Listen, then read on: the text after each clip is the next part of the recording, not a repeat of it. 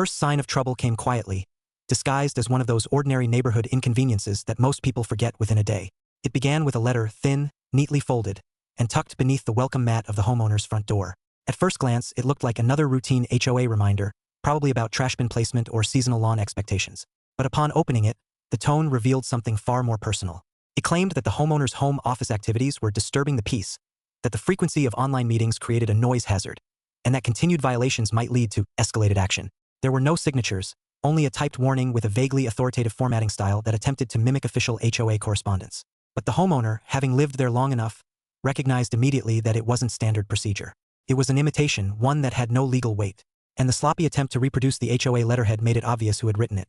Karen, the neighbor whose windows were always slightly open just enough to catch fragments of conversations that were never meant for her. The homeowner tried to dismiss it as another one of her antics. After all, Karen had a reputation for inserting herself into anything that smelled like inconvenience. She complained when a neighbor repainted their shutters a shade of blue that didn't match the rest of the block. She campaigned to have an elderly couple remove their wind chime because she insisted it interfered with the natural harmony of the street. And she even demanded that the mail carrier adjust his route because she disliked the time he walked past her driveway. But this letter signaled something different. It wasn't just an expression of irritation. This time, she was pretending to be an authority, and that meant she had moved from being an annoyance to being a potential threat. Within a week, the HOA contacted the homeowner directly, not with a complaint, but with confusion. They said they had received multiple noise reports filed against the home office, each describing exaggerated scenarios that no one else in the neighborhood had witnessed. According to the reports, the homeowner hosted commercial-level conferences day and night, filled the block with constant office chatter, and operated a business unsuitable for residential zoning. The HOA was baffled because these claims contradicted everything they knew about the homeowner, who worked remotely like countless others. And though the HOA preferred not to involve themselves in petty disputes, the sheer number of complaints forced them to at least acknowledge the situation. They made it clear that while they weren't issuing formal warnings, they wanted clarification. They wanted reassurance that no actual zoning violations were taking place. This was when the homeowner realized Karen was escalating. She wasn't content with forging letters. She was now attempting to weaponize the HOA. But what puzzled the homeowner was her sudden aggression. For months, there had never been complaints about noise, and the home office had existed long before Karen cared to make noise about it.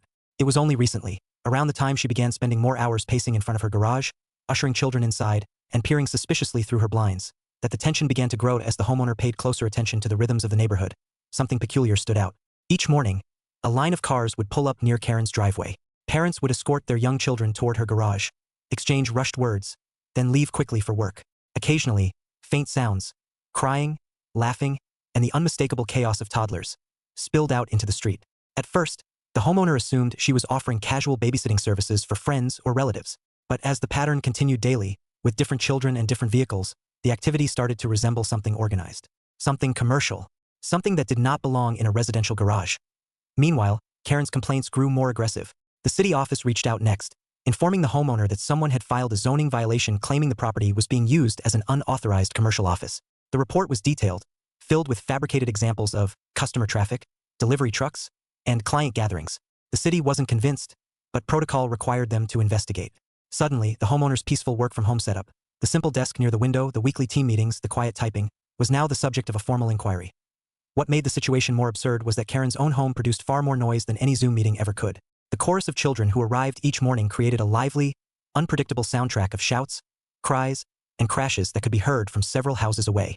Yet she insisted that the homeowner's quiet office work was somehow disrupting the community. The contradiction grew more obvious with each passing day. As the investigation date approached, anxiety settled in. The homeowner knew the city inspector would find nothing wrong. Yet the idea of being scrutinized over fabricated complaints felt intrusive. Karen, meanwhile, watched from her porch with smug satisfaction, as if she were anticipating victory. Her expressions carried a confidence that felt unnatural, almost rehearsed, as though she had convinced herself of her own lies. On the morning of the inspection, the homeowner prepared everything meticulously. The office was in perfect order, the paperwork documenting remote employment was laid out, and every detail about the workspace demonstrated compliance with residential guidelines. When the inspector arrived, the walkthrough was quick and uneventful. There were no clients, no extra vehicles, no commercial materials, no disturbances. The office was as mundane as any remote worker setup. The inspector made notes, asked procedural questions, and acknowledged the strange nature of the complaint. He mentioned, with a cautious tone, that multiple reports had been filed, not by different neighbors, but by a single individual. The implication was clear. Karen had been relentless. What happened next, however, was completely unexpected. As the inspector left the home and prepared to return to his vehicle, a loud crash erupted from Karen's garage. It was followed by wailing children and frantic rustling. The commotion was enough for the inspector to pause. And then, with impeccable timing, a parent arrived to pick up their child early. They knocked on the garage door and waited. The inspector watched the entire interaction unfold. The parent's demeanor, the hurried exchange, the presence of multiple children inside. Everything painted a picture that contradicted any legitimate residential use. The inspector's expression shifted. What had begun as a simple home office inquiry had suddenly expanded into something more concerning. He stepped closer to Karen's garage, observing the setup as the door cracked open just enough for one child to slip out. Inside, he caught a glimpse of mats, toys, improvised cribs, and snack stations, elements that belonged in a professional childcare environment, not an unlicensed garage. The homeowner watched from a distance, unsure of what would come next. Karen, realizing too late what was happening, hurried out with feigned politeness, attempting to block the inspector's view. But the damage was done. The inspector requested access to confirm safety conditions, citing mandatory procedure when suspected childcare operations were involved. Karen hesitated, stuttering, fumbling for excuses. The children inside, unaware of the seriousness, continued their noisy play. The scene hung in tense silence as the inspector waited. Karen stood frozen, unable to talk her way out of the situation. The homeowner could sense the shift. This was no longer about petty noise complaints. This was about regulatory violations, safety hazards, and the possibility of a far bigger scandal unraveling. And just like that, the balance of power began to tilt. The days following the inspector's unexpected discovery unfolded with a kind of quiet intensity that spread through the neighborhood like a slow-moving storm. For years, Karen had carefully constructed an image of herself as the self-appointed guardian of community order, the one who monitored lawn lengths, reported street parking, and lectured newcomers about recycling schedules. But with a single accidental glimpse inside her garage, the facade began to crumble, piece by piece. The city inspector returned the next morning, this time accompanied by a licensing officer and a representative from Child Safety Services. Their vehicles were unmarked, but the seriousness in their posture made it clear that this was no routine visit. They walked toward Karen's property with calm professionalism, clipboards in hand, and firm expressions that left no room for negotiation. The homeowner watched from their window, feeling a strange mixture of relief and disbelief. It wasn't satisfaction, not yet, but it was the first moment in weeks that the scales seemed to be leveling. Karen answered the door with a forced cheerfulness, the kind she used whenever she wanted to convince herself she was still in control. But the officials weren't interested in pleasantries. They presented formal documents, explained the basis of their visit, and requested immediate access to inspect her childcare operations.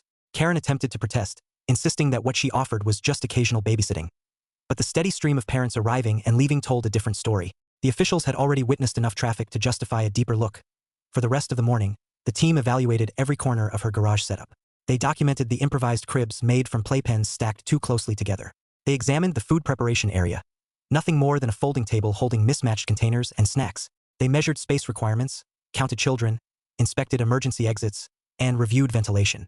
Each observation added to an invisible list of violations that grew longer by the minute. Meanwhile, the neighborhood kept an uneasy distance, watching the unfolding events with quiet fascination.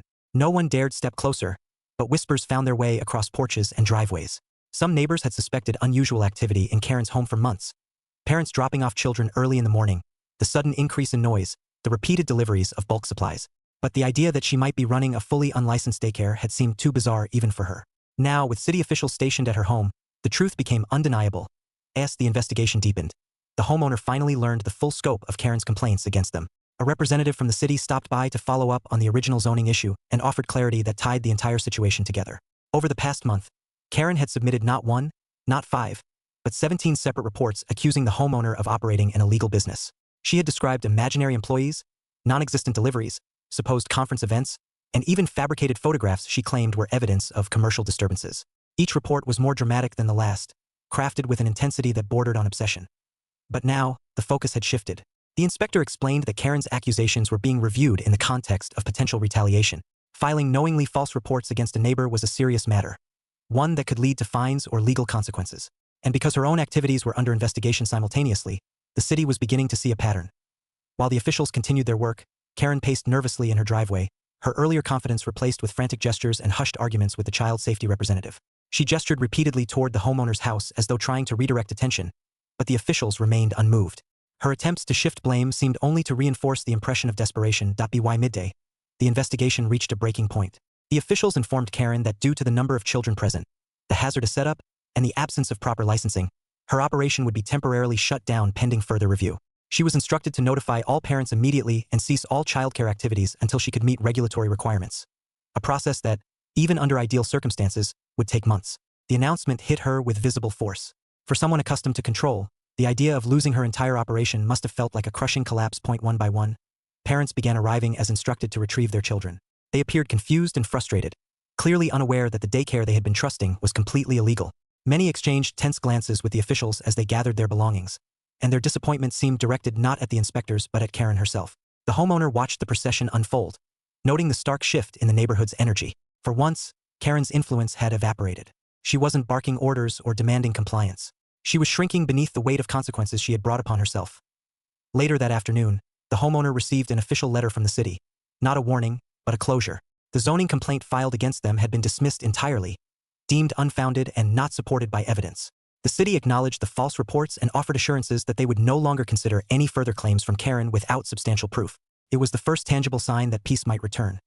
But even with this victory, the situation wasn't entirely over. The HOA called an emergency meeting to address the growing concerns. Although the homeowner had no desire to attend, the board insisted their presence would clarify matters. At the meeting, held in the small community center on the corner of the street, the board reviewed Karen's forged complaint letters, the false reports she filed, and the disruptions caused by her illegal daycare. The revelations stunned the members, many of whom had been swayed by her authoritative demeanor for years.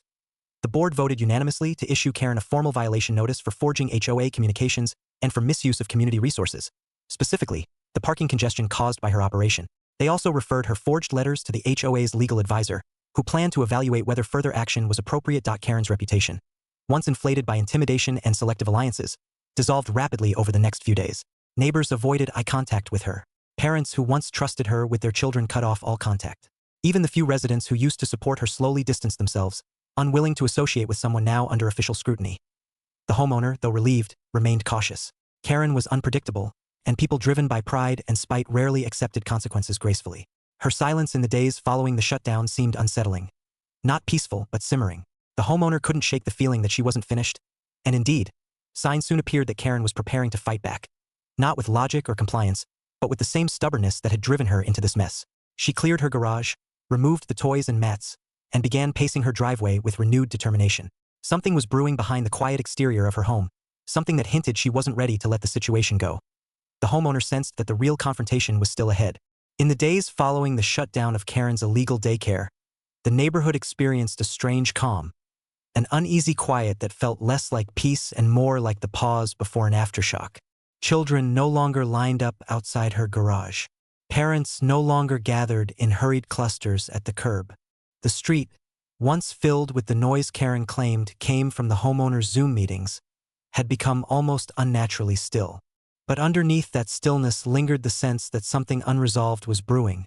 Like the final ripple of a storm not yet settled, Karen retreated indoors for a time, rarely appearing outside except to retrieve deliveries or glare resentfully from behind half-closed blinds. Her once relentless energy, always patrolling the street, always policing trivial matters, was replaced with a tight, simmering frustration. She watched the homeowner's house with palpable resentment, convinced that her downfall had been engineered rather than self-inflicted. And though the city's investigation had exposed her violations thoroughly, she clung to the belief that she had been wronged. The homeowner, meanwhile, tried to resume a normal routine. Remote work returned to its usual rhythm. The gentle hum of daily tasks rebalanced the atmosphere. But it was impossible not to remain vigilant.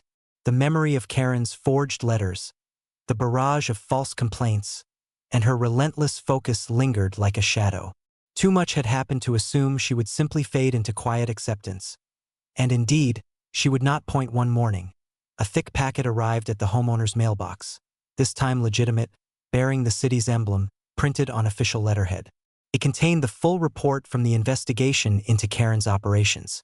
The inspection had uncovered not only licensing violations but several safety hazards that placed children at risk.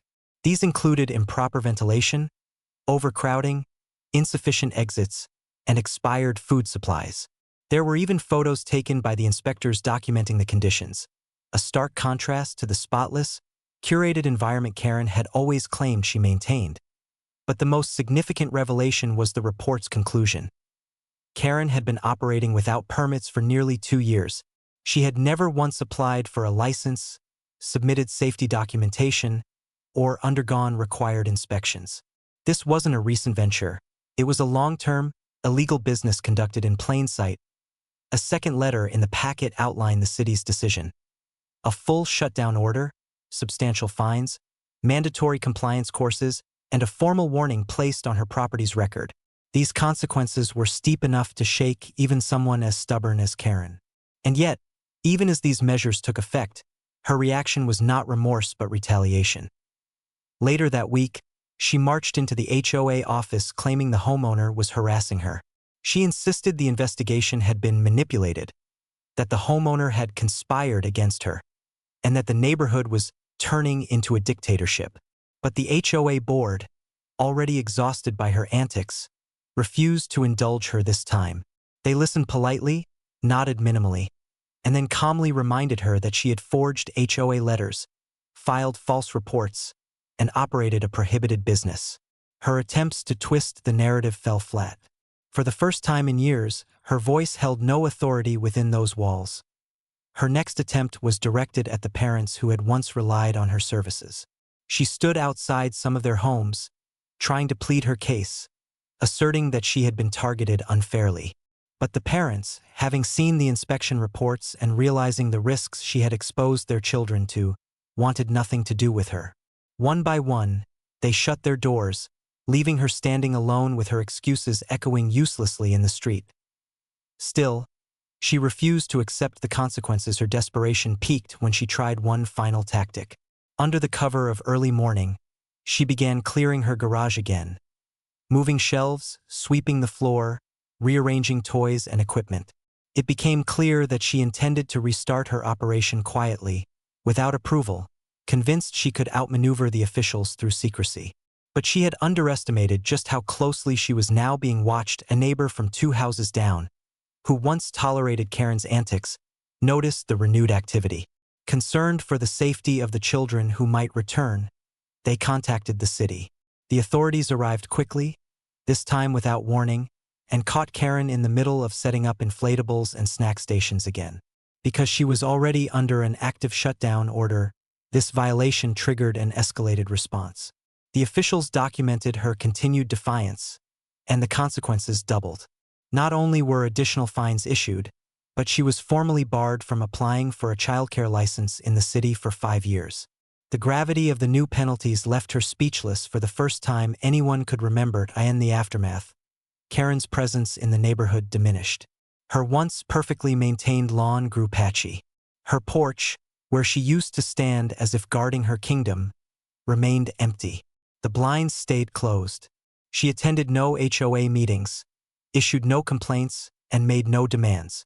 She retreated into her home as though hoping invisibility might erase the humiliation. But the community had already moved forward. The homeowner, now free from harassment, felt the return of genuine peace for the first time in months. The work-from-home days flowed smoothly, with meetings uninterrupted by manufactured accusations. The neighborhood, freed from Karen's constant policing, felt lighter. Residents greeted each other more warmly. Conversations blossomed without fear of being reported. Even the HOA, buoyed by the resolution of such a disruptive ordeal, began focusing on constructive improvements rather than damage control. But the final piece of closure came unexpectedly. One quiet afternoon, a letter arrived not from the HOA or the city, but from a local attorney. It contained a formal statement informing the homeowner that Karen was being ordered to pay reimbursement fees. The false complaints she filed, the unnecessary inspections she caused, and the wasted city resources had accumulated costs. And because she had acted knowingly and maliciously, the liability fell squarely on her. The amount wasn't ruinous, but it was substantial enough to serve as a powerful reminder of accountability. The homeowner read the letter in silence, absorbing the strange sense of justice it carried. It felt like the final chapter in a story that had stretched far longer than it ever should have. The tension that had once dominated daily life dissolved. In its place existed a restored sense of balance, earned, steady, and unmistakably complete. From that point forward, the homeowner street became just another quiet suburban lane. Children played in backyards. Neighbors waved from driveways. Meetings were held without interruption. And Karen, once the loudest force on the block, faded into the background, her reign of petty power finally ended by the very system she tried to exploit. The community moved on, and the homeowner at last had their peace back. Not because Karen allowed it, but because the truth had dismantled her lies in the one way she never anticipated. Her downfall was not the result of revenge. It was the consequence of her own choices, seen clearly at last, and answered by the one authority she couldn't manipulate: the truth.